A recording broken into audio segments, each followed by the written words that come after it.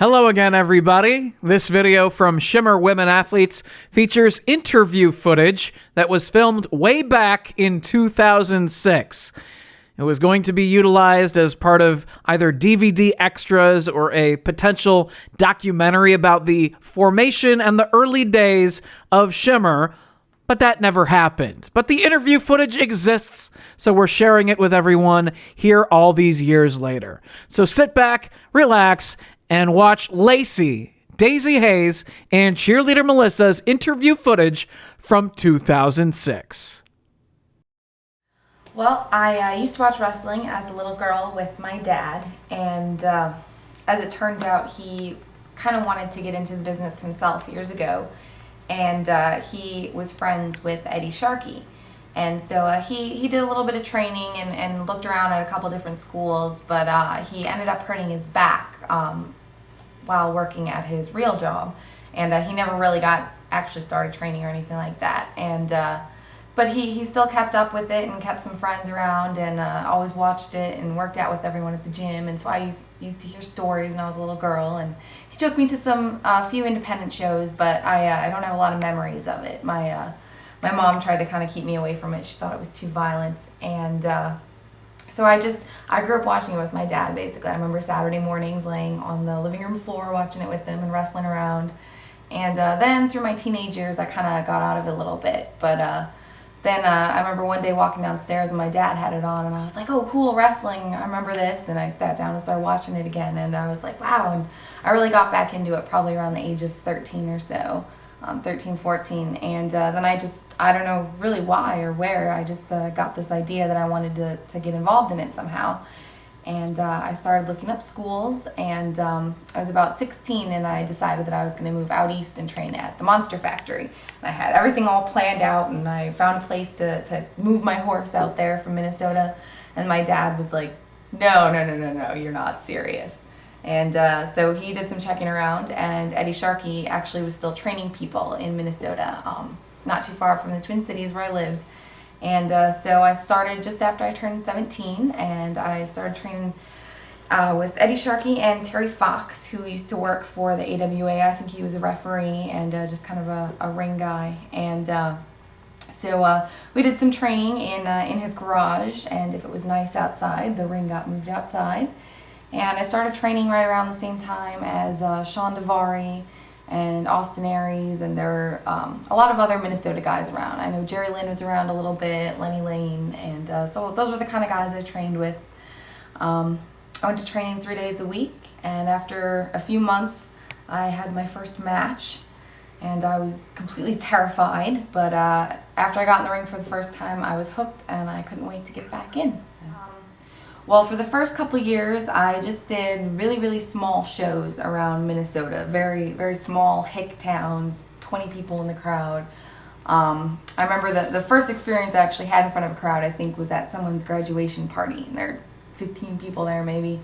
And I started out doing a lot of refereeing, and I did some managing, and then there weren't hardly any girls that came to train. There was a girl that would come in for 2 weeks, and then she'd cry because it hurt, and she never showed up again.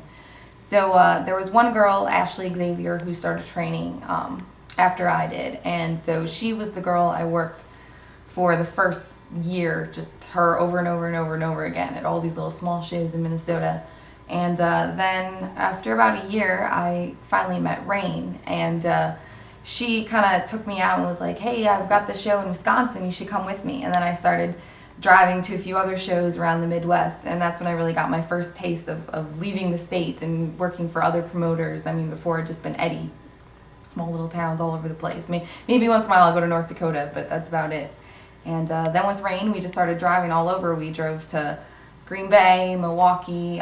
We eventually made our way down more towards Chicago, and we started working for ACW in Green Bay, and through actually a promotion in St. Paul called Steel Domain Wrestling, I met Dave Prazak, and he kind of got us hooked up a little bit with MAW in Milwaukee, and we started working there, and that's where we met Ian Rotten, and that's how we got into IWA a little bit and started driving down to Louisville and that area. So we put a lot of miles on my car. My car died thanks to wrestling. And we even took a road trip out to Philadelphia one time, 20 hours, to wrestle for CZW. And then it was pretty much just Lacey and Rain feuding everywhere, because we're the only girls at that time that we knew of that would just drive all over just to wrestle. And we really didn't meet that many other girls on the road that were wrestling. So it was pretty much just us. And Ashley Xavier was kind of out of it at that time. So it was just us driving all over the country. Well, the Midwest, really. The first time I met Daizee Haze was at an IWA show. I had a tag match with her. It was myself and Rain against her and Mickey Knuckles, and that was the first time that I'd really branched out and started to work other girls other than Rain. And her and Mickey Knuckles, it was really great having a match with two different girls. And then from there on for IWA, I started working Daizee more and more, and we had more singles matches, and it was just it's really great. You can tell when you work one person for a really long time that you just kind of get complacent and it's really hard to progress. And then when you meet someone new that brings all these different aspects to the table, it really forces you to change up your game a little bit and add some new things in, and just learn from all your mistakes. It makes you see yourself in a whole new light. So I started wrestling Daizee Haze quite a bit, and I've really enjoyed all the matches that I've had with her. She really has pushed me to become better, I think, and Mickey Knuckles as well. And IWA is really where I met like so many new girls. It's where I started working everyone new, basically. I met Mischief there. I started wrestling her, and I think Mercedes Martinez, I think it was the first time I wrestled her, was at IWA. And it really gave me the first opportunity to branch out and work more people and see different styles. And a couple years ago, I actually hurt my knee pretty bad wrestling a small show in Minnesota, and that it took me out for a couple months, and I started rethinking some of my goals in wrestling. And I started paying more attention to Ring of Honor out on the East Coast, and the East Coast really seemed like the place to be. And a lot of my friends that I'd known were either moving there or just kind of spreading out all over the country, leaving the Midwest a little bit because the opportunity seemed better out on the East Coast. And so after sitting around a while with my knee, I decided that maybe that would be the best option for me. I graduated college, so I figured try something new with my life. So I picked up and moved out to Pennsylvania, and I worked on my first Ring of Honor show in Ohio, and they had me on as a valet. And from there on out, since I moved out there, they were more willing to use me since I was local. And then I started managing, and I came in with Special K. And then they put me in some matches here and there, but there weren't a lot of girls there. It was just Becky and Allison Danger. And so mostly I did just managing. The first match I had there was a mixed tag. It was myself and Deranged against Becky Bayless and Ezreal. And so that was a good experience, but it was really scary because Ring of Honor kind of puts you on a whole new stage. There's just huge crowds of people there than you're used to working most smaller independent shows, and the expectation is just so much higher, and you're on the shows with just the top talents in the entire country and in the entire world. And so it really forces you to step up your game and really try to do the best you can absolutely do. So while it's a really good experience to have a match there, it's also really stressful and really scary. But so I had that mixed tag, and then I had my second match with Allison Danger, and Daizee Haze then kind of started doing some of the Midwest shows. And so for the Midwest shows, we'd have some matches, and we really there's not a lot of women's matches there, but every so often we get to have one. And but the managing is a good experience too, and while it can be kind of frustrating because you want to get in there and you want to wrestle, it's a really good experience to be out there with all those guys too, and just you can learn so much from just watching. And I mean, it's a good skill to have, to learn how to be a good manager, because you should, if you love this business, you should learn every aspect of it and be good at every aspect of it. So it's definitely, it's not really something to be looked down upon, although sometimes you kind of start to feel that way. It's just you have to keep reminding yourself that everyone has their place on the show, and as long as, even if you're not in the ring getting the crap kicked out of you, you're still out there making an important contribution to the match, and you're still a part of the show and you're an important part. So it's a great experience all around, and to just be around some of the top wrestlers in the business today, and you learn so much. I mean, just from even sitting in the locker room. So the night before the first Shimmer taping, there was a Ring of Honor show in Chicago Ridge, and I had the opportunity to wrestle Sarah Del Rey. It was the first time I'd ever met her, and I'd heard so much about her, and so I was going into this match at Ring of Honor against Sarah the night before the debut of this promotion, Shimmer. So it was a little nerve-wracking for me, but I was also very excited. So my match with Sarah for Ring of Honor that night was actually the first Shimmer match promoted on a Ring of Honor show. So we really had an opportunity there to showcase what we can do in front of the huge crowd that Ring of Honor had, about 1,000 fans or so. So there was a lot of pressure on us that way to make a really good impression on everyone, to make them want to come back and see Shimmer the next night and see what all the rest of the women could do. So we did the best we could, and I think we put on a good match. And the next night was Shimmer, and the locker room atmosphere, the whole atmosphere of the building was just great. You got there and like all the girls were there, and everyone was on the same page, and everyone was just so excited.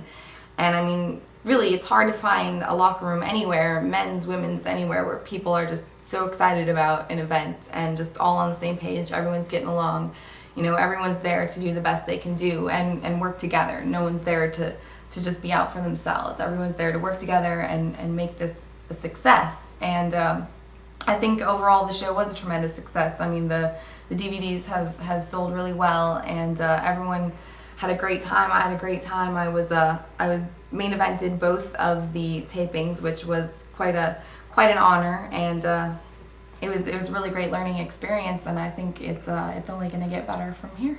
For the main event of the first Shimmer show, I wrestled Daizee Haze, and I wrestled her for a couple years all over the Midwest. I had quite a few battles with her, and I feel like I've had some of my best matches with her, and she's really pushed me. I mean, I had my first 2 out of 3 falls match with her. I had a submission and knockout only match with her, matches that I've never had before, and I always felt that she really pushed me to the limit, and I always felt coming out of a match with her that I had gotten a little bit better and learned a little something, and that's always a great feeling.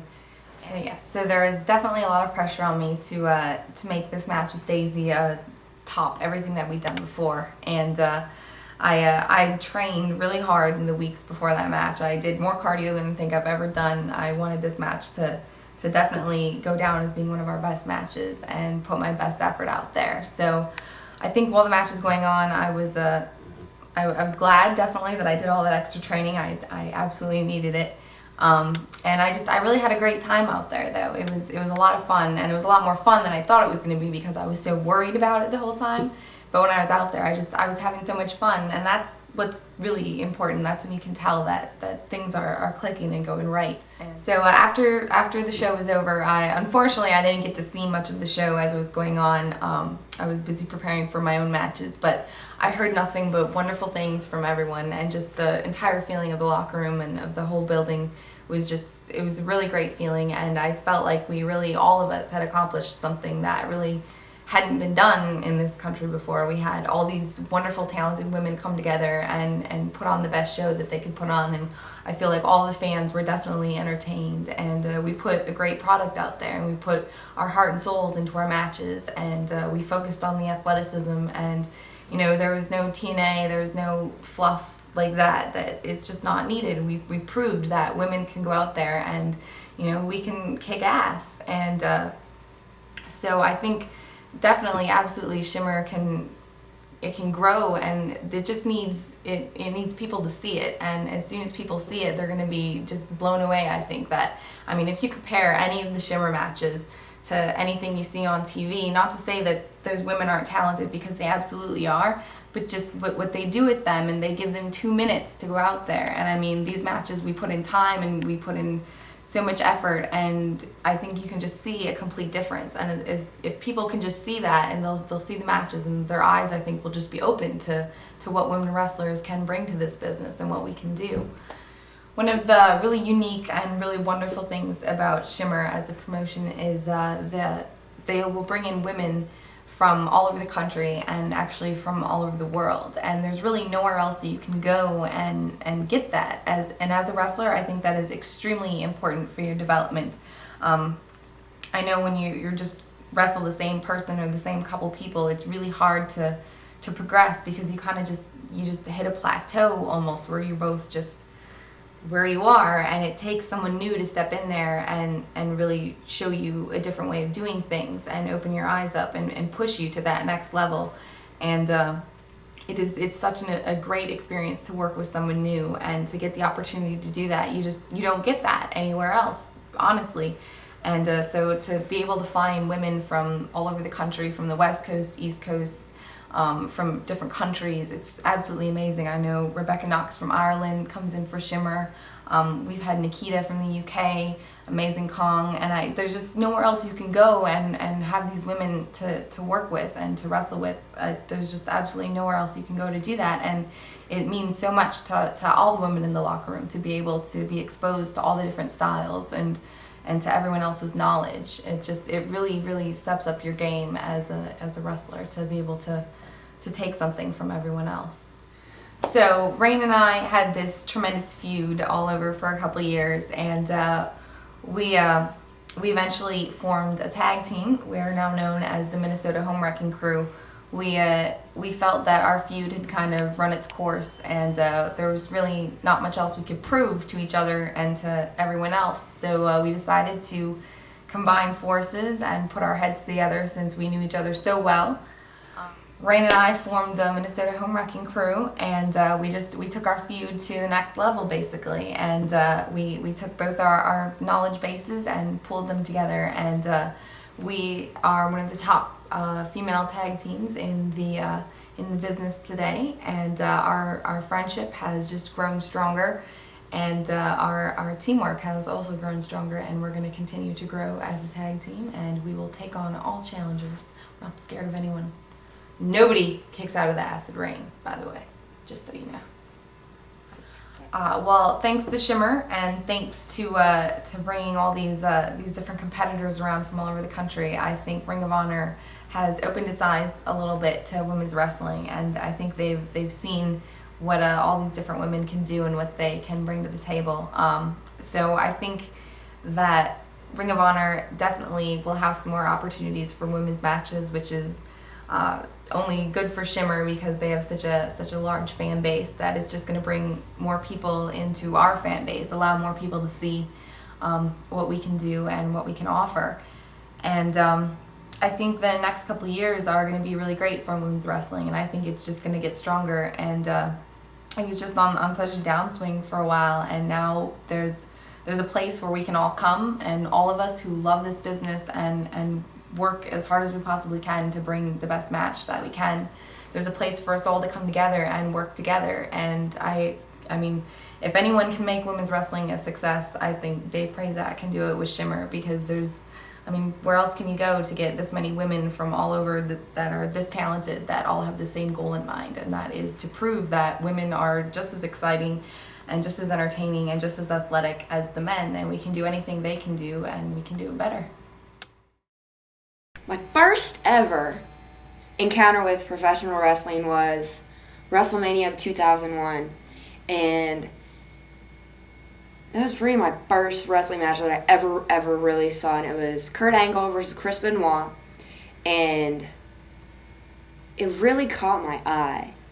Like, the technicality of their match was something that really amazed me, and I always pictured professional wrestling as being just like the stunt show, or just a show to entertain people. I never really thought of it as something that was really athletic until I saw that match, and that's what really brought me into the wrestling business. I saw that and realized that it was more of a sport than just a show, and I had always been really athletic, playing soccer and basketball and volleyball and cheerleading and whatever, but I had no sports right now that was in my life, so that was something that I turned to, and something I thought that I could learn about. So after seeing that match, I had a couple of friends that were training to wrestle up in a little dojo in St. Louis, Gateway Championship Wrestling, and it consisted of Mischief, myself, Matt Seidel, Delirious, and and a couple other people who haven't really made it out of the area, but we all started training together in the St. Louis dojo, and that's how I got involved. Never was really a wrestling fan at all. It was just the sport caught my eye and I wanted to learn. So I've been wrestling in St. Louis for Gateway Championship Wrestling, and somewhere out of the blue, my first match outside of St. Louis was for NWA TNA in Nashville when Jeff and Jerry Jarrett had just put their promotion together and it was still running out of the fairgrounds. So it was quite like a lift for me to go from this little promotion in St. Louis to go up to this promotion that was supposed to be making something out of itself. So it was really kind of a boost of ego, I guess, to be going from this little promotion that really just the St. Louis area knew about to something that had like national pay-per-view exposure, and their Impact and Explosion was taped, you know, for overseas stuff. So that first step out of the promotion I started with was huge for me. It was huge. My first match at TNA, actually Kid Cash had hooked a lot of us St. Louis wrestlers up with dark matches for TNA. He had got myself and Mischief a match, and also Delirious and this other kid, Billy McNeil, a match on Explosion. So Mischief and I went in there. We had a short, maybe 3 to 4 minute match, that basic wrestling, that was interfered by Trinity and Desire, which kind of screwed up the whole match, in my opinion. It was very nerve-wracking. I had never been in front of a crowd that was going to be taped for TV purposes, and it was very different feeding to the cameras and knowing where to go and not getting in the camera's way as you're walking down the aisleway. And it was just a bit like a big step up to a huge different league that I was used to. While I was at TNA, Kid Cash had introduced myself and Delirious, Mischief, and Matt Seidel to Bill Behrens, who helped out with booking NWA TNA. He was pretty much in charge of getting the dark matches together and bringing in new talent. And he got a look at Delirious, myself, Mischief, and Billy McNeil, and was interested in us. He hooked us up with going to NWA Wildside, and that was really when I started to get out of the Missouri area, out of St. Louis. I'd only worked in St. Louis and Nashville for TNA, and going from that little area in the Midwest down to Georgia, it was like a lot of traveling, and it was kind of the start of my road trips, I guess, in the wrestling business. Alright, so from Wildside days, TNA days, I also met up with Dave Prazak, Chris Hero, a lot of these guys that worked for IWA Mid-South. And Mr. Prazak was very, very interested in the women's division, very committed to women's wrestling and trying to make it something big. So through Dave Prazak, I was brought up to IWA Mid-South, where I had my first match with Mickey Knuckles in Salem, Indiana, in front of about 45 people. And it was very different. I had always been in matches with veterans or guys that had had years of experience, and for me to be in the ring with another woman who was kind of looking to me as the veteran was a very different kind of feeling. It was very nerve-wracking knowing that I was the one who knew more about the business and was almost in charge or whatever of the match. So IWA Mid-South was where I really started learning and putting together different techniques and like psychology, and my character started to develop more there. While I was working IWA Mid-South, also still going down to Wildside, working for Bill Behrens down there. I didn't have too many women's matches down there. It was mostly managing Matt Seidel. So still, like, my woman-on-woman match experience was not something that had been very well defined yet. And IWA Mid-South helped me out a lot with that. I was introduced to Lacey, Rain, Mischief eventually came up there, worked Tracy Brooks quite a few times in IWA Mid-South. And that's really where I started learning a lot of how to put matches together and to make sense psychologically out of matches and stuff like that. Alright, so I first met Lacey at IWA Mid-South. My first match with her involved was actually a tag match. Mickey Knuckles and myself versus the lovely Lacey and Miss Rain, the Minnesota Home Wrecking Crew. And Mickey and I won that match because we're that good. But from then on, Lacey and I were matched up in singles matches, 2 out of 3 falls matches, knockout submission matches. We built this chemistry together. We could work really well together. Her healing was beautiful. My baby face selling really get the crowd into it. And just each match kept on getting progressively better, and like we had more chemistry and things fit together better. And the next step in our feud was supposed to be a 30-minute Iron Woman match to take place on what was supposed to be the second IWA Mid-South all-women's show, tournament, whatever. And for some reason that fell through. So we had the end of this feud that was just incomplete. There was unfinished business. And the show never happened, never got the 30-minute Iron Woman match, but it's something I'm looking forward to. About the same time, I was making my way into Ring of Honor. Just as a manager, I managed Matt Seidel, as they didn't really do a lot of women's matches, which was okay. Managing was alright. It's not as fun as being in the ring, but I do realize the importance of having somebody out there and being your manager and getting the crowd into it and everything. So one of my hopes getting into Ring of Honor was to get the bookers to realize that women's wrestling had something special, and trying to get more emphasis on that. After a while, I did get a do-or-die match on a pre-show versus Allison Danger.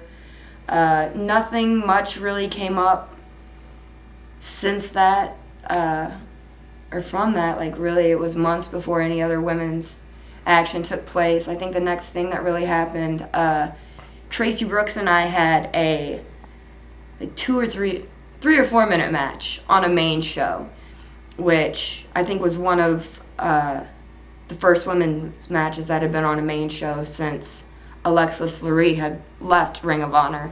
And I think that really made an impression on Gabe, that women do have something special, and it was something that they can bring to the table beyond what the guys can. So from then, like, Tracy and I had a short little match. Things were talked about getting a women's division started, but things happened slowly, so nothing's emerged yet. But there has been a couple more matches. There's been some 4-way women's matches with Lacey, Tracy, Allison Danger. Cindy Rogers has been up in those. Mischief and Melissa have recently come into Ring of Honor. And I think things are starting to bubble up in Ring of Honor a little bit more for the women, but I think it's going to take its time as well.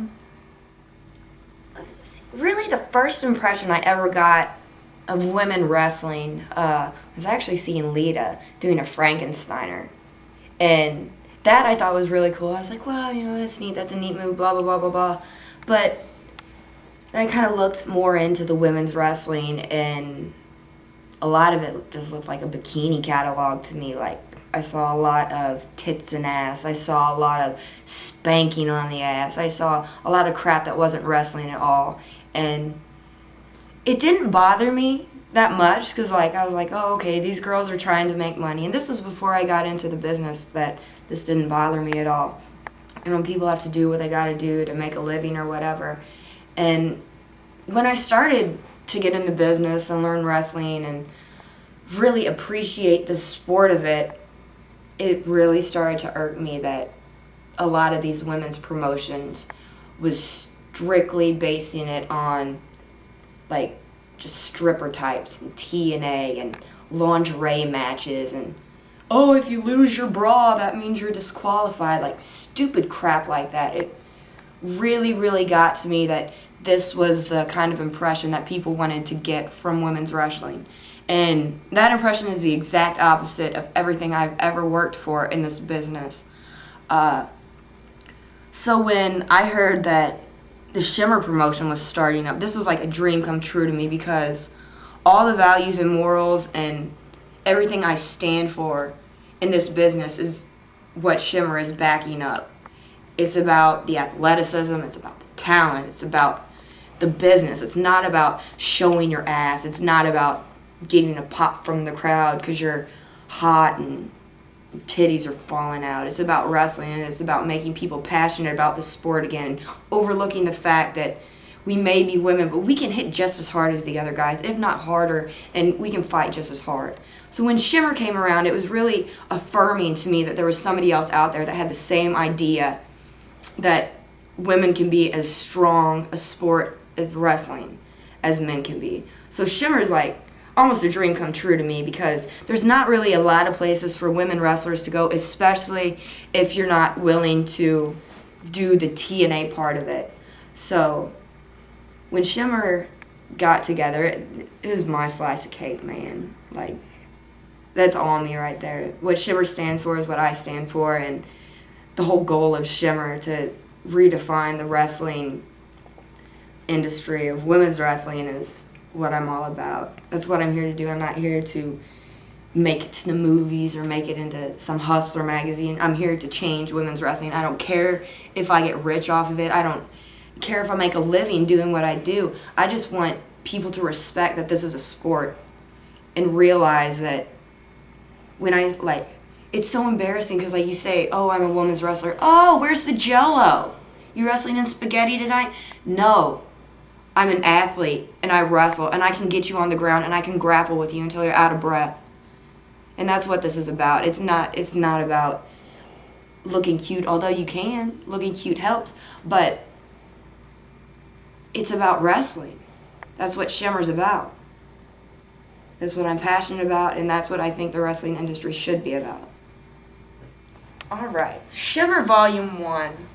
Showing up at the building and seeing all those other workers there was awesome. It was a great feeling for me. I know a lot of the girls that were on the show, and seeing Christy Ricci and Ariel and all these girls that I hadn't seen in a long time. It was just like getting a family reunion, just having your whole family around you. So it was a great feeling just to be in the building with all those great workers around me. And on top of that, like, the show was great. I finally got to finish my feud with Lacey and Shimmer, which I had been waiting to do for years. So that was nice as well. The whole atmosphere at the first Shimmer show was really impressive. You got the top women's workers in the United States all combined in this one small area, all having great matches. And it's just something that should have happened so much longer ago. Like, there's so much potential and so much talent in these girls that it's such a good feeling to see that they're all finally coming together and working on a product. All right, so my blow-off match with Lacey to our feud at Shimmer Volume 1 was quite stressful. We had developed quite a chemistry, and that was a long time, like a couple years ago, and it had been quite a few months since we worked each other. So coming into the match, we were both kind of nervous to live up to these expectations of a main event. We really didn't have any trouble putting stuff together. We had a lot of fun. Really, the only complicated part of it was the expectations that we wanted to prove to everybody. And it wasn't just for that one match. You know, being the main event of the first DVD that was going to be seen by all these people, we wanted to make it classic and powerful. And we had such competition with all the great workers on the show. Like, after every match, people were coming in the locker room, oh my God, did you see that match? That was freaking awesome. And it just, like, upped the ante to where we had to push ourselves harder than we ever had before. And I was very pleased with the match. I think, like, all of our matches have progressively gotten better as a whole, more storytelling, more, it just connects more. So the pressure was on for mine and Lacey's main event, especially following Mercedes Martinez and Sarah Del Rey's 20-minute draw. That was incredible. I didn't get to watch a lot of it the day of the show, but I was where I could hear the crowd reaction, and the crowd was going nuts. You could hear the strikes and stuff from the back, and you could tell that it was just a style of women's wrestling that these people haven't seen very often, and they were totally in awe. They loved it. It was just like a powerful match, strong style, just something that is not very prevalent in the United States. It's more Japan style wrestling, but they brought it, man, and they almost stole the show. It was really stressful going out right after them, because being the main event, you got to top that semi-main to leave the people on a higher note. And seeing and hearing the reaction that they got, it was like, God, what am I going to do? What am I going to have to pull out of my ass to get these people to grab onto my match just as much? And so it was really stressful going out there. I think it was a little bit easier for myself and Lacey to get our match over with the crowd. I think the crowd has seen more of Lacey and myself than Sarah Del Rey or Mercedes, so they're familiar with our characters, they're familiar with our feud, so it had more heat going into it, and just the different style of matches between their strong style match and our almost kind of classic main event of like heel versus baby really gave the crowd like difference in matches. So watching Shimmer Volume 1, I was extremely impressed. I didn't get to watch a lot of the show the day of just because of hustle and bustle and getting myself ready and taking pictures and whatnot. But after watching the show, I was very much impressed with a lot of the workers. I'd seen quite a few of them work before. The couple that I hadn't seen was Beth Phoenix and Nikki Rocks. I think were the only two that I'd never seen work before. How weird is it that Beth Phoenix did her last 2 independent matches for Shimmer? You're stealing our talent. Taking up our girls. But no, Beth Phoenix was awesome to watch. She had so much personality, and that was one thing that really stood out to me about her was how charismatic she was out in the ring. And like, even if there was nobody to talk to out ringside, she was talking to something, and she had something to say, and she was always involved in the matches. So much personality, so much charisma, and she looked like she was supposed to be out there. It was amazing, and I really wish she could have stuck around to see, like, I'd never worked her. She had only worked a couple of girls in Shimmer, but I think she would add a lot to the roster, and every girl can learn from everybody else, and I think she'd be a fabulous person to learn different techniques from and to get a little bit, like, show people how to get a little bit more personality out there. She has a lot of good stuff up in her brain, and, all the Shimmer girls could have taken that and used it. It's a shame that she's not around anymore. Mischief's crazy. Her character's crazy, and she's one of the people I love the most in this business. Mischief and I, she actually taught me a lot of my training.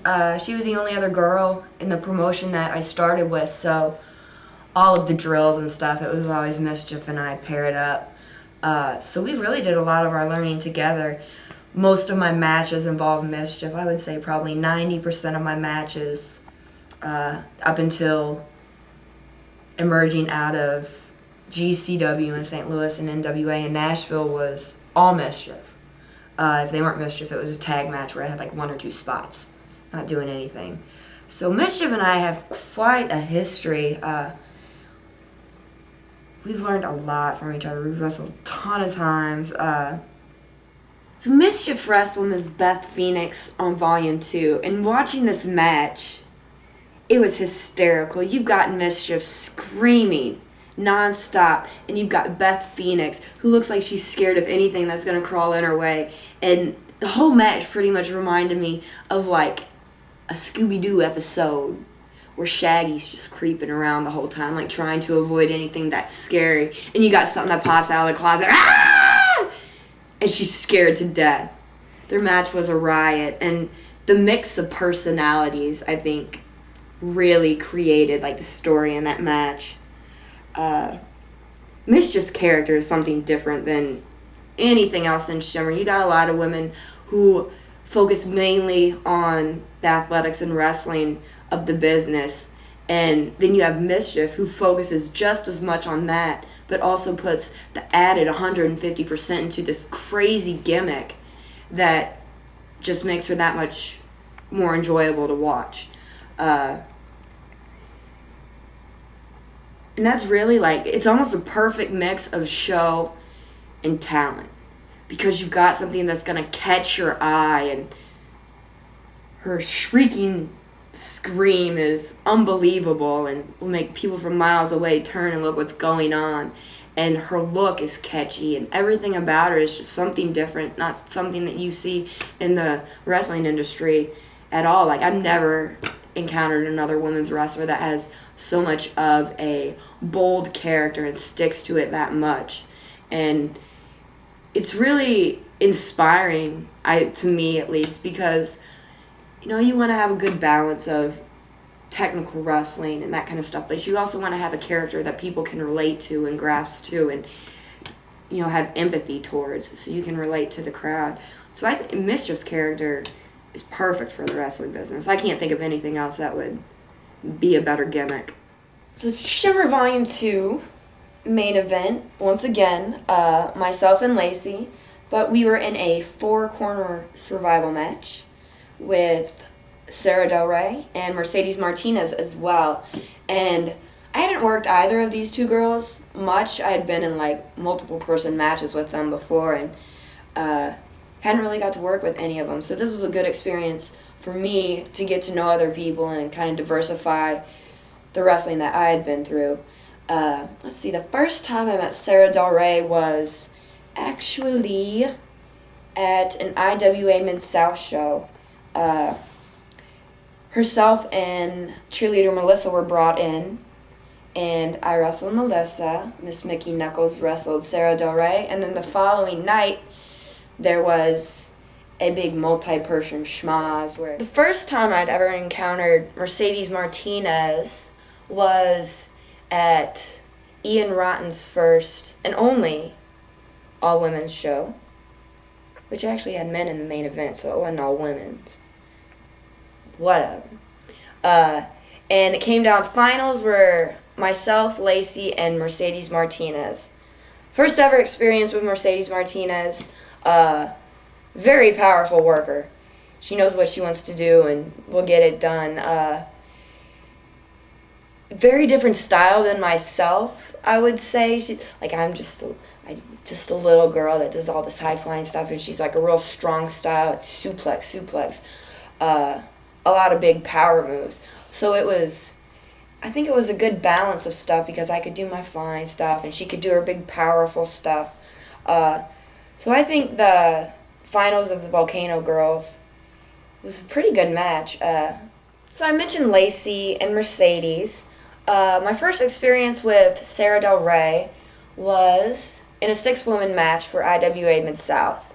And we were in the ring a couple of times together, but not too much. I would say maybe a minute of the match had interaction between myself and Sarah Del Rey. So I really didn't have a real good idea of how she wrestled or that kind of stuff. So when the main event of Shimmer Volume 2 got put together, Lacey, Mercedes, and myself, Sarah Del Rey was added. So it was almost like Volcano Girls finals added Sarah Del Rey.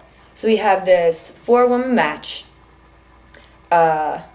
main event, Shimmer Volume 2. Top workers of the roster, and I was very impressed with Sarah Del Rey. We had a lot of interaction in this match. We were the 2 final people left in. She beat me. But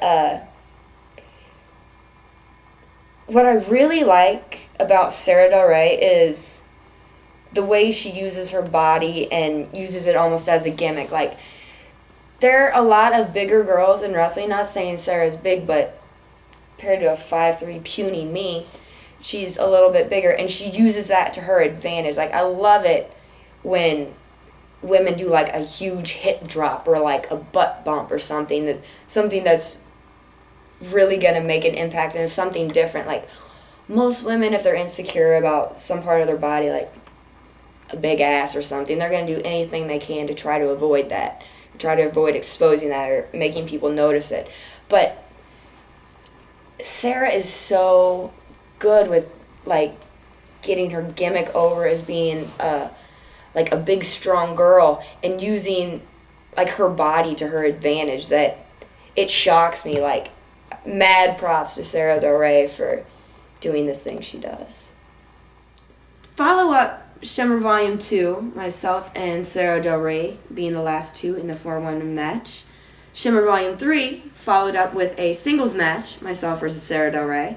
Like I said, this is the first time ever in the ring with Sarah Del Rey singles-wise, and I had a lot of fun in this match. I never noticed a lot of personality behind Sarah Del Rey before. Maybe it's just she's a little shy and it takes a little bit to crack that egg, but working with her one-on-one, I really was exposed to, like, her character and her free-spiritedness and just her happiness. And she's so much fun in the ring to work with, and it was a great experience. Let's see. First time I ever saw Rebecca Knox was actually on a custom video made for Lacey Fife, where she was wrestling this dude, and I was shocked. Like, her grappling and her mat wrestling and her reversals and the European style that she has always been something that I looked up to. Like, the Johnny Saint type of stuff is something that I would love to be able to do, like, just nonstop, and her style is similar to that, and it really impressed me. And I was really looking forward to working with her and seeing, because we kind of have sort of similar styles. We both do some high flying. We both do a lot of grappling. So I thought the matchup would be pretty, head to head. Meeting Miss Knox, she is a riot. I love her. I don't know if it's her foreignness, her accent, her free-spiritedness, her attitude. I don't know. There's something about her that she's so lovable. See, our match on Volume 4 was one of the tougher matches I ever remember having. I feel like I got schooled sometimes. Just I kind of hold myself up as being a pretty good grappler and being able to move around on the mat, but there are times where I was just tied up and couldn't do anything. Like, nothing was free. She's got her head on real straight when it comes to mat wrestling and that type of stuff. We had a lot of fun. I think our abilities are kind of at the same level. She's such a strong heel that it made the match that much more better, because you got the baby face and the heel stuff going on, and I had a lot of fun. Let's see, as far as the future of wrestling goes for me, I really have no desire to get to WWE. I think where women's wrestling is at is where Shimmer's at, just the wrestling. I wouldn't want to give my life away to do TNA type of stuff. So my goal for my career in wrestling is, I don't care if I'm rich. I don't care if I make a living off of wrestling. I want to change the women's industry. I want to revolutionize the way that people look at wrestling, and that's all I want from my career. I want women's wrestling to get over and to be respected the way it should be respected.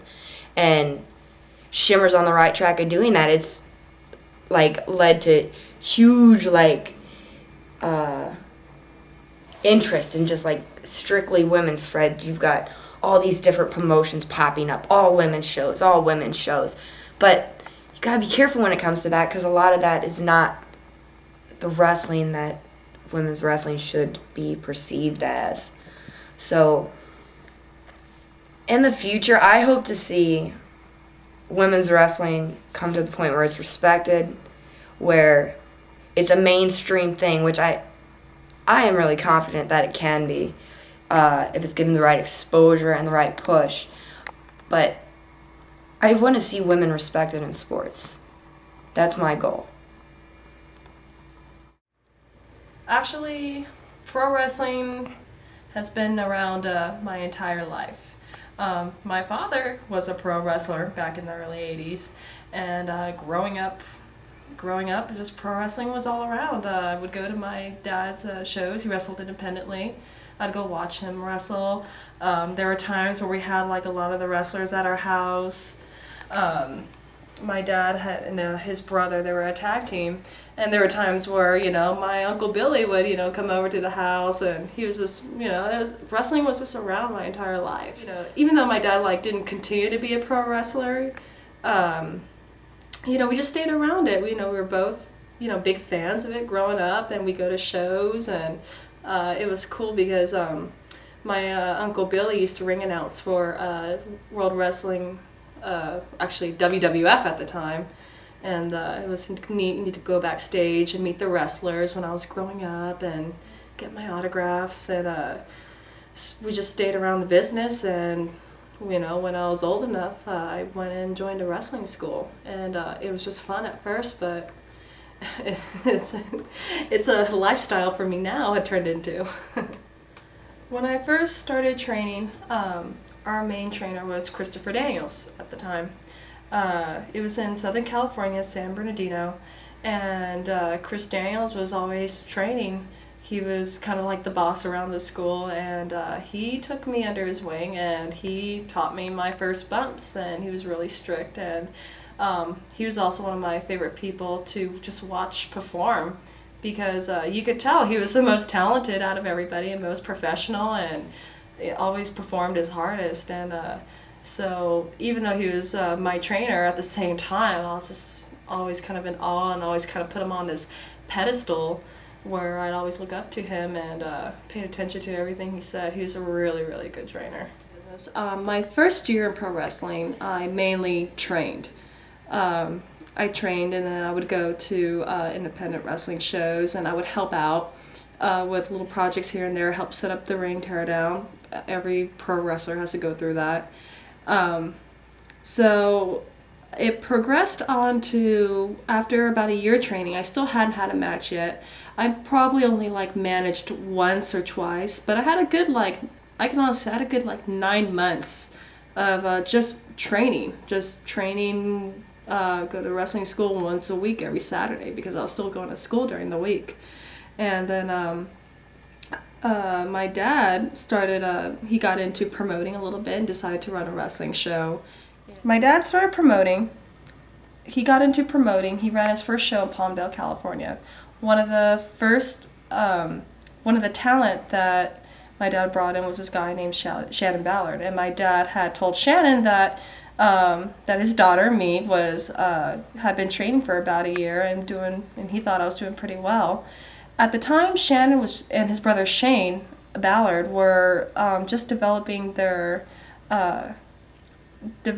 tag team as the knockoff. So the Slapshot, the movie, the characters in Slapshot, where they're these just crazy guys that wore glasses, and they were hockey players, and they were totally insane, but they were really good hockey players, and they liked to fight a lot. So that was like their whole character, because the Ballards, before pro wrestling, they really were hockey players, and they lived in Canada and the whole thing, so it just worked perfectly with them. And they wanted a valet or manager, and they asked me to do it. Even though there's no cheerleaders in hockey, I just became Cheerleader Melissa just like that. And actually, it was 2 cheerleaders, not me. It was me and a girlfriend of mine, who's a friend of mine in high school, and she was a black belt in karate. So if that footage is out there somewhere, the other blonde cheerleader, that'd be pretty funny. But yeah, that's how I became Cheerleader Melissa. And I was a cheerleader for the Ballard brothers, the hockey wrestlers. My very first opponent was Lacey, which took place in Douglas, Wyoming. And I remember that was a fun trip. I remember I was nervous, and Lacey was great, and it turned out that afterwards Lacey and I ended up working each other a bunch of times, as she was my first opponent, and there was a short time there where we were wrestling each other kind of regularly through Arizona. We worked a lot of Indian Territory areas, and it was just fun. It was just like a kind of a little group of us. It was the Ballards, it was me, it was Lacey, Navajo Warrior, and it was just a lot of fun times. And yeah, Lacey was really, really great to work with. From there, after I finished school, I moved up to Northern California and started training with All Pro Wrestling. And on the West Coast, and up there in the Bay Area, there just weren't any female wrestlers, weren't many at all. So throughout like the next few years, I wrestled men on a regular basis and trained with them on a regular basis. And they were very strict, and they did not treat me any differently. They treated me like a regular student. They treated me like a regular male student. They were not easy on me at all, and they wanted the women who were going to join their company to be tough and knew that they could be confident in women, that they can be okay in the ring. So that's how, and I liked it. It was great. It was really good training. We had various trainers. We had Robert Thompson. We had American Dragon, who was an awesome trainer. As I progressed on as a pro wrestler, which eventually came to my opportunity to go to Japan, and I lived there for about 4 months. Now, before I went to Japan, I was still Cheerleader Melissa, manager of the Ballard brothers, sometimes wrestling on shows, mainly managing the Ballards. But it wasn't until I went to Japan where I just truly had the opportunity to branch out on my own and start training. We trained in Japan on a regular basis every day and wrestled up to probably 15 shows a month, which is pretty good. That's half a month, and it just was a really great experience. And when I came home from Japan, that's where I just branched out completely on my own as a pro wrestler and just got away from the whole managing thing. And ever since then, I've been really wrestling on my own and just developing myself as a pro wrestler. When I went to Japan, I went with Taylor Matheny, who was the second runner-up for Tough Enough 1. So the first time Taylor and I met was actually on the airplane to Japan, which was kind of funny. It's like we had seats next to each other. I remember she was in Washington and I was in California, and both our flights met in Utah at first, so that's where we met each other, on that plane right there. And then from there, we had to go to Japan, and it was just totally interesting. It was a whole new world. And Rossi Ogawa, who was the promoter of Arceon, the company we went out there for, picked us up, and it was just crazy. We just didn't know what to think, where we were going to stay. And there was also a pro wrestler out there, Bionic J. She's American, but now lives in Japan full time. I haven't seen her in a long time anyways, but she took care of us. She was really amazing, because she went out there, lived in Japan, and she was completely fluent in Japanese, and very impressive to watch in the ring. So Jessica and Rossi Ogawa took us to our room at the dojo, which was this giant warehouse, ring at the bottom, and had a second story. And the second story is where our room was. Next to us, we had this room. The room next to us is where these two Mexican girls lived, Mary and Fabi Apache. And then there were 2 more rooms down there, down the hall, and that's where the Green Girls stayed. And the Green Girls, the new girls in the dojo, just had so much responsibility, and they trained so hard. It was unbelievable. So our schedule, for me and Taylor, our schedule was, we would wake up in the morning, go have breakfast, go wash our face, get ready, and then it was just really hard training. The first 2 hours of our training was strictly cardio and conditioning. So we started off with like a 2-mile run, get back, cool down for 5 minutes. They just timed everything. Like cool down for 5 minutes, get water. We jumped rope for 10 minutes, cool down for like 5 minutes, got in the ring. First thing we work on was our necks. We did various types of like neck exercises. We'd have to bridge on our heads, do that 3 times, like 30, 1 minute, a minute and a half.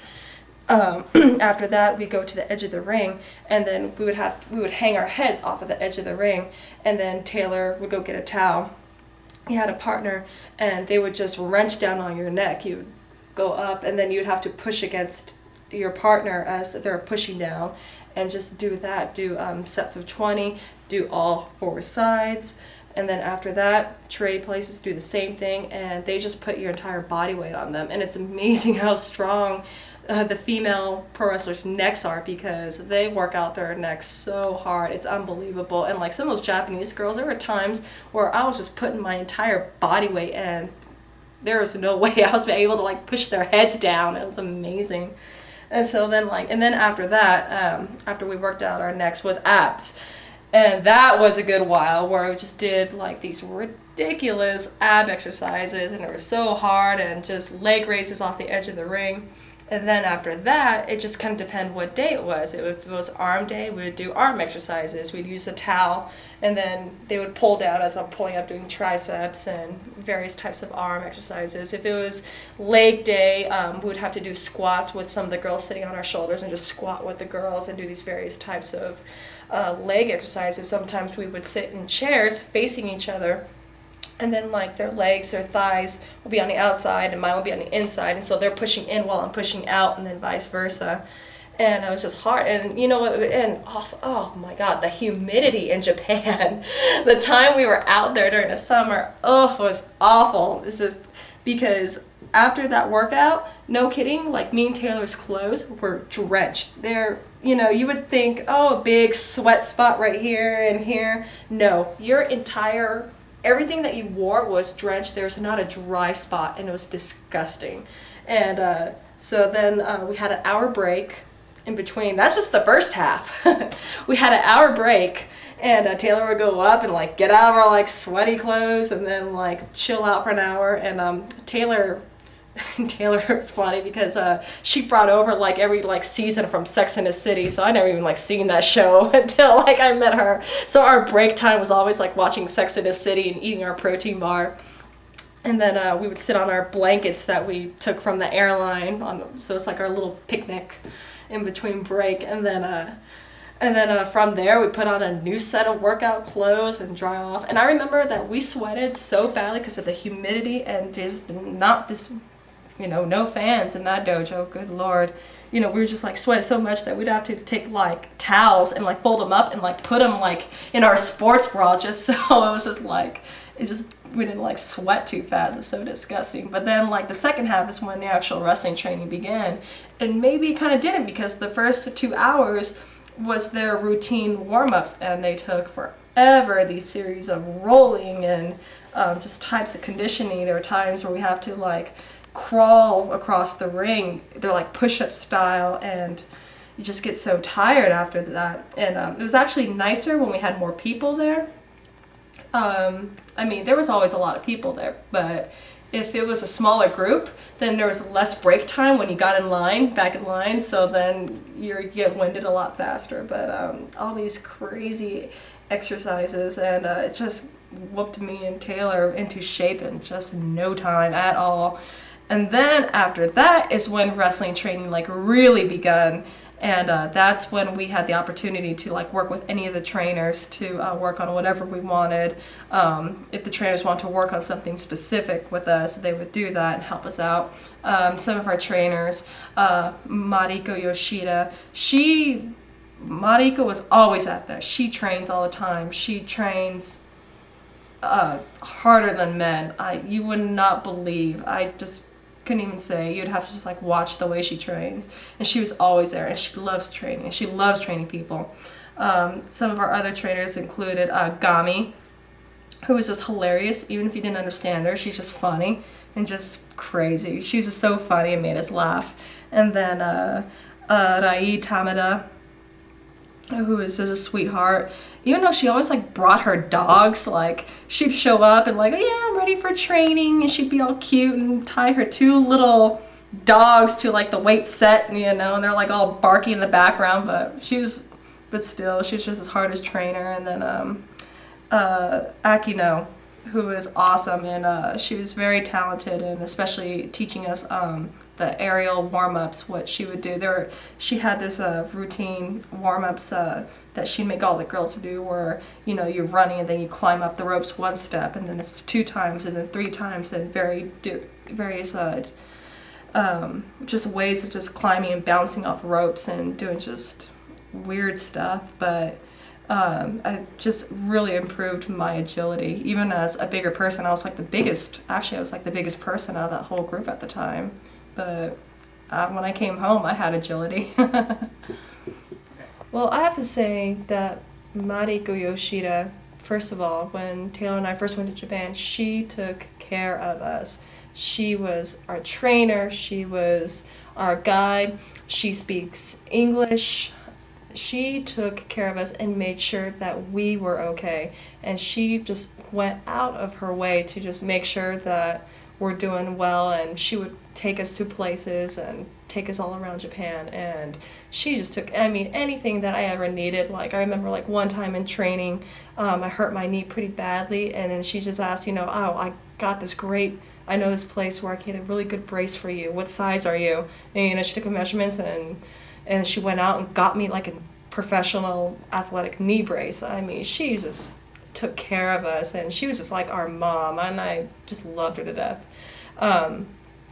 Yoshida and I had this great big televised match that was built up in ASEAN, singles match, and it was that match that I think just really helped take off my career as being a professional wrestler on my own, not a manager, me, pro wrestler, just really breaking out on my own. And I remember that match was difficult, was nerve-wracking for me, because it was just it was built up so much, and it's still today one of my favorite matches. I mean, it was just hard-hitting. I remember there's one point in that match where she kicks me in the face, and it came close, but like my lower teeth like almost went through like my bottom lip, like I almost had like a hole right here, unintentional hole in my face. And but after the match, it was just really good. I was really proud of that match, and it was probably my first big, huge match of my career that just really helped take off. And I mean, I have to thank Yoshida for that, and I also have to thank Rossi Ogawa. I haven't seen him in a while, but Rossi Ogawa believed in me. You know, he knew that I was pretty new going out there in Japan, but he believed in me, and I trained really hard out there, and it was a true privilege to have that match with Yoshida. Yeah, so if anybody wants to go see that match between me and Mariko Yoshida, it's one of the most viewed matches on clickwrestle.com. So yeah, if you go to clickwrestle.com, and you'll find that match with me and Mariko. I'm wearing all black, and it was ASEAN, so you'll really enjoy that match. Having such a really good relationship with Mariko Yoshida, it opened up doors in the future for more opportunity. When I came back to the States, I always put over Mariko. It's just like, she's the best, and she truly is the best. On the websites, I remember on the Death Valley Driver website. Can I say that? Well, can I say that?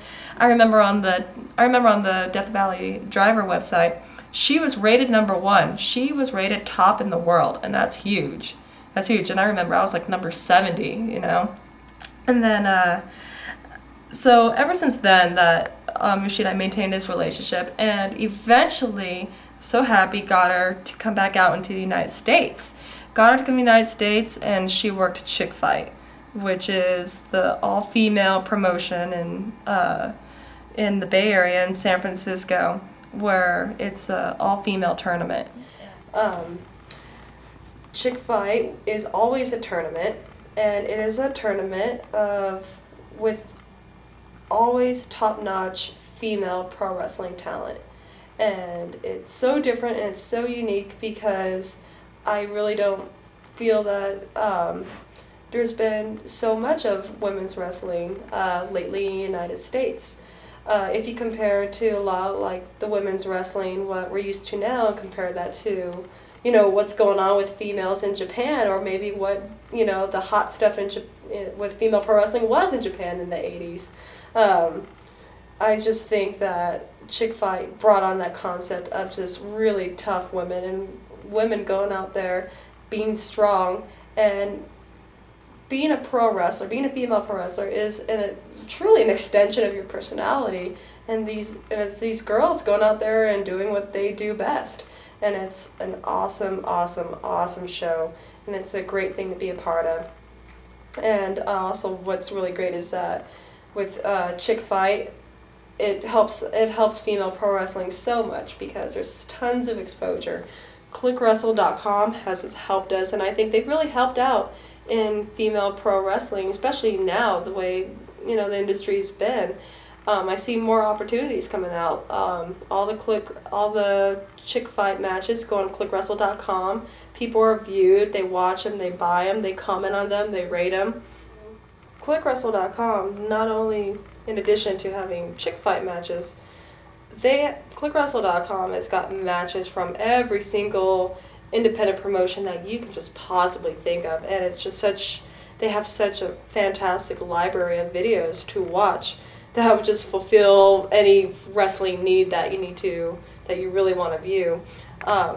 You can also view a lot of the Shimmer matches on there, and I love Shimmer's concept, and I would like to compare it to Chick Fight because the only difference is that Shimmer is not a tournament, it is a straight wrestling show, and they produce fantastic DVDs out of it.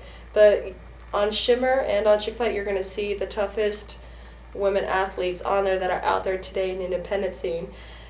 And I think it's just so great because it's really been like the first opportunity for all the women to get together and put on these fantastic shows in the United States, where you wouldn't see anything else like this. And like I said, go back to ClickWrestle.com and you're going to view all these fantastic matches for your female pro wrestling love. My first Shimmer experience for the Volume 1 taping was a very, very positive experience. Because first of all, in the locker room, everybody was professional and everybody was really nice and friendly, and there were no attitudes in the locker room. And so just going there and meeting everybody, everybody's there to have a good time, everybody's there because they love pro wrestling and they want to go out there and have really good matches because it makes us feel good too.